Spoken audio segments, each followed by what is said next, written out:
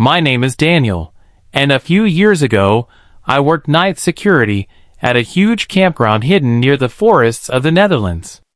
At first, the job sounded simple. Patrol the area, keep noisy campers under control, and make sure teenagers followed the curfew after 10 p.m. But the longer I worked there, the stranger things became. Most nights were exhausting. I worked until sunrise, riding a bicycle through dark trails while dealing with drunk tourists, fights, and emergency situations. Behind the campground stood a dense forest with an abandoned outdoor theater and an old wooden watchtower. Teenagers constantly sneaked there after midnight, so management ordered me to check the area during every patrol. One cold night, I heard whispering and faint laughter coming from deep inside the woods. Thinking it was another group of kids, I left my bike near the trail and quietly walked through the darkness without using my flashlight. The forest was silent except for distant giggles echoing between the trees. When I reached the theater, nobody was there. Then the whispers moved farther away toward the watchtower. I slowly approached, hiding behind a tree while staring at the bench underneath it. Again, nothing. Just silence. Suddenly, a loud scream exploded from above me. I looked up and switched on my flashlight. A dark human-shaped figure dropped from the tower headfirst at terrifying speed. It slammed into the ground only a few feet away from me. But when I pointed the light down, there was absolutely nothing there. No body. No footprints. Nothing. And that was the exact moment I realized I might not have been alone in that forest. But what the campground worker told me afterward made the entire encounter even more terrifying. A week ago, during my final high school exams, I experienced something I still can't explain. Even now, thinking about it gives me chills. Our exams were held in another school building across town. It was an old 4-story place with long empty hallways and dim lighting that already felt unsettling. After finishing my final test, I desperately needed to use the bathroom. The restroom on my floor was crowded, so I decided to go upstairs to the nearly unused 4th floor. The moment I stepped out of the stairwell, I felt uncomfortable. The entire floor was dark. Every classroom door was locked, and the silence felt unnatural. Only weak daylight entered through the dusty windows.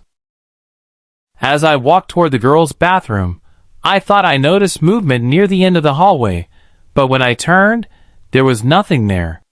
Inside the bathroom, I entered a stall and locked the door. A few moments later, I heard slow footsteps entering the room. I assumed another student had come upstairs for privacy. Then everything went wrong.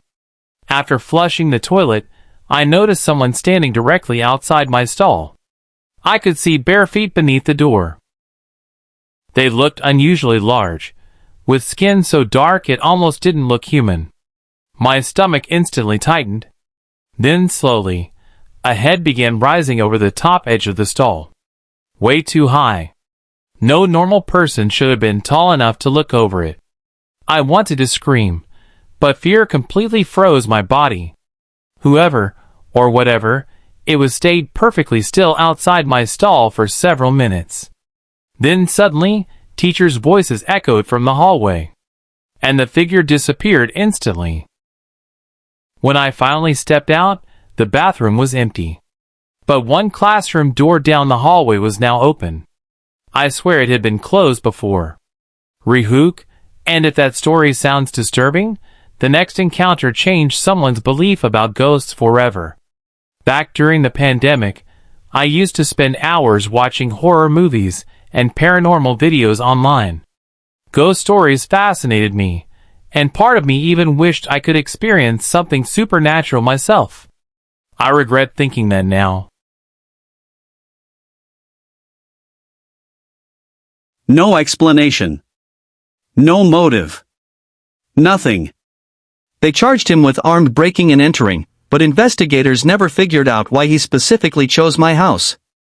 The officers even admitted they believed robbery wasn't his real intention. That thought haunted me for years. Because if he only wanted money, why sit upstairs quietly in my bedroom with weapons laid out beside him? Why wait around instead of running the second he heard police outside? The more I replayed that night in my head, the more disturbing it became. What if I had answered the phone earlier? What if I had opened the door thinking he needed help from the storm? What if I had tried running upstairs instead of hiding? I honestly believe I survived because I trusted my instincts. Even now, over 20 years later, I still remember the exact sound of those slow footsteps moving through the hallway while thunder shook the windows. Sometimes during heavy rainstorms, those memories come rushing back stronger than ever. What makes it worse is never knowing the truth. Maybe I was randomly targeted. Maybe he had been watching me for days. Or maybe those mysterious phone calls were never random at all. To this day, I still wonder if the person calling my house that night was actually the man standing outside my door, waiting to see if anyone was home. And honestly, that question is far scarier than knowing the answer. A few years later, another stormy night brought a completely different kind of terror. My mom had left town for one of her regular work trips, leaving me alone at the house for the weekend. At first, I didn't mind it. I spent the day playing video games, watching YouTube, and enjoying the sound of rain pouring outside. By afternoon, the storm had grown heavier. Dark clouds covered the sky so much that the house looked like nighttime even though it was only around 2 p.m. I ended up falling asleep on the couch downstairs.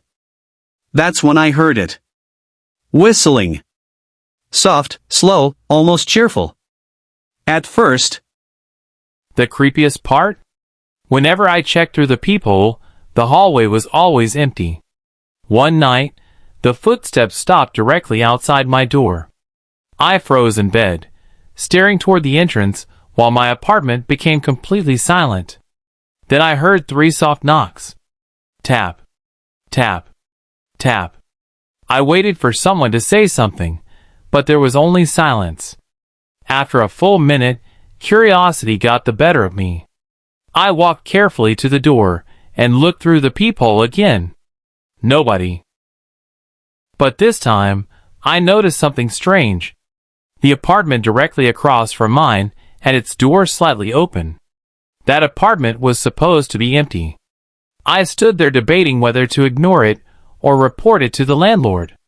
Then suddenly, from inside the dark apartment, I heard a woman whisper very clearly, "Can you help me?" The voice sounded weak and desperate. Without thinking, I opened my door slightly and called out, asking if someone was hurt. The hallway remained silent. But then, the apartment door across from me slowly creaked open wider by itself. The inside was pitch black. And standing deep inside the darkness, I could barely make out a tall figure staring directly at me. Rehook. But what the landlord revealed the next morning made me want to move out immediately. About 2 years ago, my cousin started working night shifts as a taxi driver. Most rides were normal, though he occasionally picked up strange passengers after midnight. But one encounter still terrifies him to this day. It happened during a heavy rainstorm around 1:40 a.m. Business was slow, and the streets were nearly empty. While waiting near an old highway intersection, he noticed a woman standing alone beside the road wearing a pale gray dress. She raised her hand slowly. Feeling bad for leaving her stranded in the rain, he stopped and unlocked the doors. The woman quietly entered the back seat without saying a word. According to him, the moment she got inside, the temperature in the car dropped sharply. He asked where she needed to go. After several seconds of silence, she softly gave him an address located near the outskirts of town beside a cemetery. The entire drive felt wrong. She never moved. Never looked out the window. Never touched her phone. She just sat motionless behind him. Trying to ease the tension, my cousin attempted small talk several times, but the woman never responded. When they finally reached the destination, he pulled over near a narrow dirt road surrounded by trees. Then he turned around. The back seat was empty. The woman was gone. There was no sound of the door opening. No footprints outside in the rain. Nothing.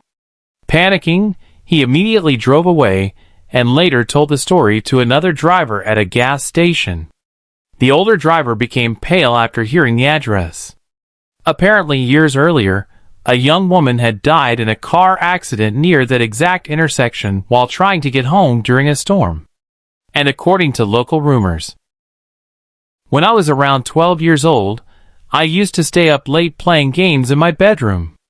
One night around midnight, I heard tapping on my window. At first, I ignored it because it was raining outside. But then it happened again. Tap, tap, tap. My room was on the second floor.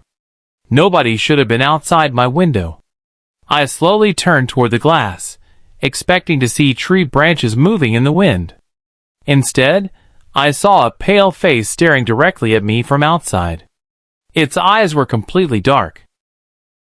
I froze for several seconds before screaming and turning on every light in my room. The face vanished instantly. The next morning, my father checked outside and found muddy handprints beneath my window. But there was no ladder, no balcony, and no possible way anyone could have reached that height.